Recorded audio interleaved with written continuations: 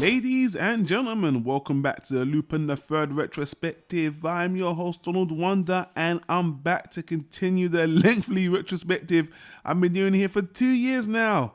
Last time I covered the Italiano game special, and I was quite disappointed as it was kind of just a rehash of part 4. If you're on YouTube, I'll put a link to go back to that discussion. Click on the top right hand corner.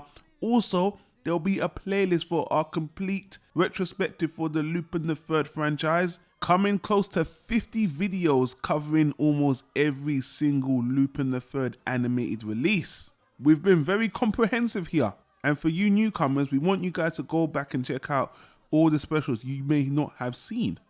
And on that note, in an update I'm actually very excited about, thanks to all the feedback and to the suggestions, we have decided that, you know what, apart from the YouTube playlist, we're actually going to create a separate website to put all our Lupin the Third content on, where you can find all the videos in a very elegant WordPress presentation. And yes, the website is called the Year of Lupin Retrospective. It's on the screen if you're on YouTube. I'll put it on the screen right now. You can see it. If you're listening on the podcast, don't worry. There'll be a link in the description. It's very basic. It's just a basic WordPress website, but it looks really elegant. And we're happy just to have a separate website for all the Lupin the Third content, because again, it's been hard work covering all these movies, and now we got a special space on the internet dedicated just for that. And again, it was suggested by you guys, so I want to say thanks. It was a good idea, and now we got the site just for the fans. Alright, let's get away from the self-promotion a little bit and let's continue the retrospective. And you know what? I am more than happy to celebrate with the Lupin team, the Lupin franchise, the Lupin the Third fans, that this is the 50-year anniversary for the franchise. Guys, that's half a century of one of the oldest ongoing anime manga franchises in the world, man. 50 years is definitely a mark for animation period, and that is really awesome. And to that end, for the celebration, we do have an awesome release this year in 2017 that does come out a bit earlier, but I wanted to get a really good clear Blu-ray quality version to review. And this year we're going to talk about 2017's, with a cool last name by the way, Goemon Ishikawa's Spray of Blood. Oh man, the hype was so real with this one. I think we got the announcement about 2 years ago, and just when you see that first iconic poster for it, you're like, yes, Spray of Blood, Goemon, the most violent Lupin the Third movie, it's going to be great. And I have to say, guys, man, I know I'm critical, but again, I find myself a little bit underwhelmed with the final product. And guys, before you bite my head off, I do not hate this movie. I do not think it's a bad movie, but ultimately, once again, I feel like we got a special that does not live up to its potential. But the problems are actually, they're minor problems that, I don't know, man. They're minor problems that really made a bigger effect than it probably should have. So, guys, let me just start with the positives. I don't want to be dour. Let's start with the animation. Guys, you already know I love this animation. I love this newer art style that they're continuing from the Woman Named Fujiko Mine TV series, which is honestly has an effect on Lupin in the last 5 or 10 years. I mean, this animation style is great. And in this movie, it's again fluid, colorful, great action scenes, great set design. Maybe it doesn't globetrot as much as they do in other Lupin movies, but it just looks absolutely beautiful. Again, it's the Fujiko Mine animation style I love the most. I mean, it's comparable to part 4, but again, they're a little bit more experimental here. But there's nothing to criticize about the animation at all. It's flawless. I love this animation style. And yeah, Fujiko's got a different hairstyle. Lupin's got a black jacket. I actually want, on a side note, I want a black jacket Lupin the Third series. I wanted that to be part 5, but that probably isn't going to happen. But anyway, I don't have any qualms about the animation. And, that leads us onto the stuff that I don't really like. Now, before we continue, I do want to say spoiler warning. If you were thinking this discussion was going to be a non-spoiler, I'm sorry, because to talk about the things I'm not very happy about, I've got to spoil the plot in its entirety. And the first thing is, the first problem, which most people have said as well, this is really short. This movie, TV special, is under an hour, and we know that this is continuing the storyline from the Jigen's gravestone. It's that universe, not the part TV series universe. So we're continuing the Fujiko Mine TV series movie universe. And that last movie, Jigen's gravestone, was in 50 something minutes as well. And again, when you watch it, they break it up into two 25-minute parts, like it's part of a TV series. I don't really know why, but again, when they release it, it's usually an hour, but not like that has any bearing. But the real problem is they don't make a good use of the short time they had. And it's very comparable to Jigen's gravestone, where again, you got a very simple story, like the story, but that was chock full of action. The protagonist was all the way through, chasing Lupin and Jigen all the way through. And this time, you again have a very simple story, but they don't keep it focused on the action and the thin story. They actually divvy the whole story up evenly between the characters when it's meant to be Goemon's story, and that is the biggest mistake. Again, it's not a bad movie, but the way they use the time is not very good. So generally, it's a very basic story, and I'm going to really cut it short because, again, Goemon is working for like a mafia gangster team, and the head of the team gets killed by this burly man, this burly looking like lumberjack man who's actually very skilled. He was part of some guerrilla warfare, whatever. This guy, let me just say this first. This guy, I think, is awesome because he looks different, doesn't look like he would be such a formidable opponent, but he's very much like Goemon, a man of few words, super skilled, and I love him with his two axes. This is a fantastic antagonist. I don't even know if I call him an antagonist, just Goemon's rival in the movie, and he's great. Doesn't speak much, but the little action scenes you get with him is fine. And Goemon is going after this guy for revenge for killing the mob boss. Also, this axe guy is also after Lupin the Third and the team, and he's kind of an unstoppable force. He's kind of like a Terminator in this movie.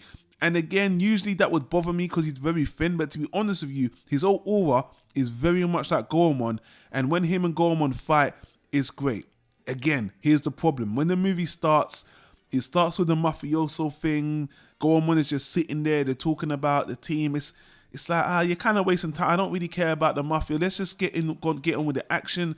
Lupin's there on the side doing a little heist with it just wasted time. This needed to be focused on Goemon. And another criticism is this story I actually thought this was going to be a personal story because, it's the blood spray of, Goemon, and you were thinking that what's going on will be a little bit more personal to him. Maybe it would be set in Japan, but it's not.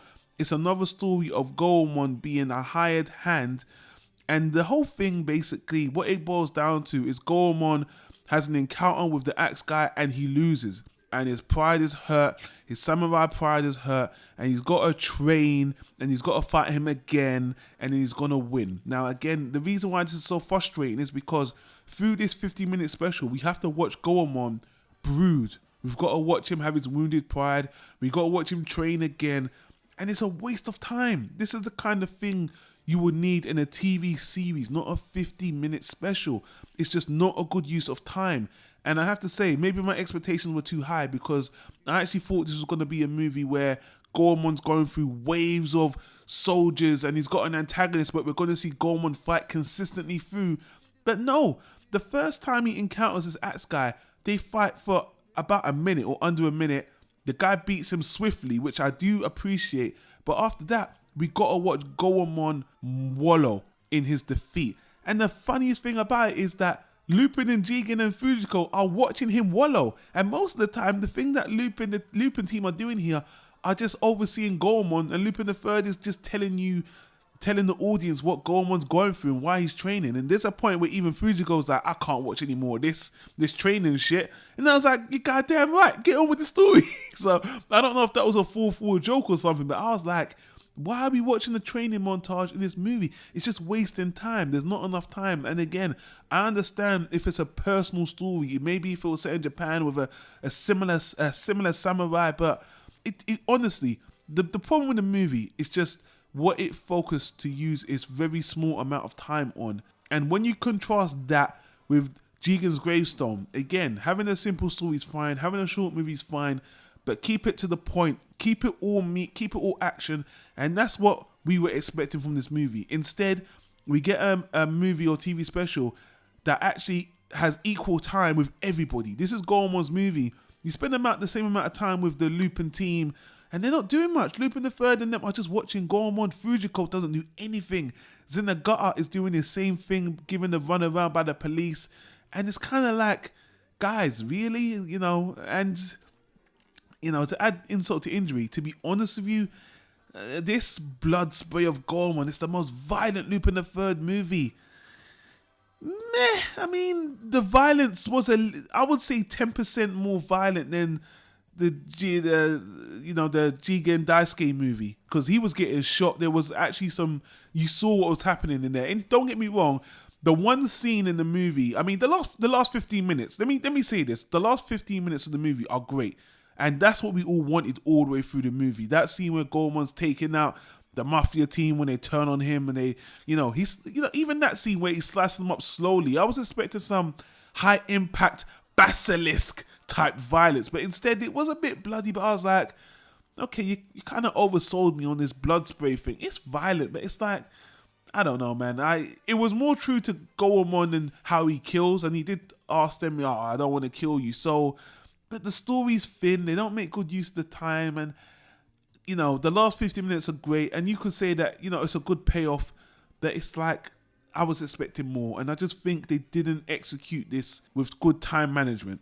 And again, this is meant to be Goemon's story. You could have cut Lupin's team down to they needed to cut them down to the background characters. And honestly, I would have preferred a more personal story for Goemon, something that isn't just about his wounded pride. Because let's be honest, guys, if you watch a TV series, this happens in even the specials, every single special before this one, Goemon goes up against someone that he doesn't beat initially, he gets wounded pride, and then comes back and beats him again. So again, this is Goemon's formula. Or Goemon gets strung along to beat the bad guy. So either way, it's more of the same. And that's the most disappointing thing. It's the 50th year anniversary. It's Goemon's movie, and he wasn't in the Jigen Daisuke movie. He wasn't in that movie. And this time, this was his own movie, and everyone got equal spotlight, which again, I think is a mistake. So it sounds, I really hate to just sit down and criticize the movie, but my expectations were high, and I just felt like, it was so short. And yeah, I was just expecting some high octane action bloodfest, and instead I got 2 episodes that I felt of a series that was just had bad time management. So it wasn't a bad movie. I did not hate it. It's still good, but maybe my expectations were just too high, and I know I'm going to get hate for hating on it again, but it's still fine. It's still fine. If I had to give it a rating, I would give it a very high watchable. They just needed to divvy up the time differently, and it really would have been good. And the action scenes were great. The last action scene was good, and I really liked the guy. I really liked the antagonist. I think his name was Hawk. He was absolutely great. That last scene with him and Goemon, the way they end it, but it was too short. Maybe that was my main problem. It was just too short for what they were going for. Why don't we put my critical opinion aside, and let's look at the feedback from my anime list, IMDb. What did the fans say apart from me? And to my surprise, or not to my surprise, most people feel the same way as me. They feel it's too short. It was kind of oversold on this action fest where it wasn't, and there wasn't enough going on. The story wasn't personal enough. So people, I think it's obvious. I don't even think I'm being nitpicky here. It's really short. That's all I really got to say. Oh yeah, and also the musical score wasn't very memorable. It wasn't bad, but again, Lupin the Third is another very musical, jazzy-based, very memorable scores. This one, honestly, I completely forgot about the score, so it wasn't stand out. But again, I don't hold that against the movie, and I know I'm going to get hate for criticizing this, because everyone's like, oh, you should just enjoy what you get, and Lupin's just fun and all that. Yeah, it is, but again, I just think that they didn't reach the full potential on this one, and you know what, I'm just reiterating everything I'm saying again and again and again. So again, guys, you know what, I want to hear your thoughts on this, guys. What did you think of this movie TV special? Did you think it was too short? Do you think I'm just being too nitpicky? Did you love it? You know, did you watch the English dub? I didn't watch the English dub. It's probably going to be really good in the English dub as well. But yeah, man, I had a lot of fun with this one. And yeah, I actually want them to continue the Fujiko Mine universe because it's more gritty, it's more violent, it's more serious. And again, you guys know on the last part 4 Italiano series, I just thought it was too mellow, and this is the way I want it to go. But who knows, guys? We already know part 5 is in production right now. I wish they kind of capitalized on the 50-year anniversary, but it looks like we're not going to get that series until 2018, which is a shame. But anyway, that looks good because it's going to be set in France, which has interesting implications for Lupin the Third, since I believe he's half French. But yeah, guys, let me know what you think in the comments down below. Don't forget, as I said in the beginning, we've got a whole playlist of Lupin the Third. I've reviewed every single TV series, movie special, everything. If you're on YouTube, again, the link will be in the top right hand corner of the iCard. And again, if you're listening on the podcast, all links will be down in the description. Thank you for watching. Thank you for all the support. Don't forget, we got the website now, YearOfLupin, link in the description. Subscribe to the YouTube channel, and I will see you again, because we will be back surely with some more Lupin the Third content when it comes right here on Planet Tyro. Thanks for listening, and we'll see you on the next recording.